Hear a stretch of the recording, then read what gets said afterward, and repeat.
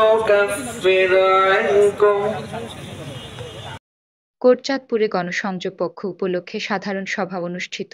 জাহাঙ্গীর আলম এর ভিডিও চিত্রে বিস্তারিত। তোমরা আল্লাহর রজ্জুকে ধারণ করো এবং পরস্পর বিচ্ছিন্ন হও না।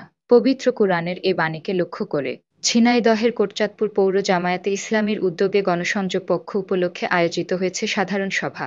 শুক্রবার পৌর শাখার ১ নম্বর ওয়ার্ড আমির মাওলানা শহীদুল ইসলাম এর সভাপতিত্বে ও পৌর শাখার সেক্রেটারি মাহফুজুল হক মিন্টু এর উপস্থাপনায় এ সভা অনুষ্ঠিত হয়। প্রধান অতিথি হিসেবে উপস্থিত ছিলেন সাবেক উপজেলা চেয়ারম্যান ও উপজেলা আমির মাওলানা তাজুল ইসলাম।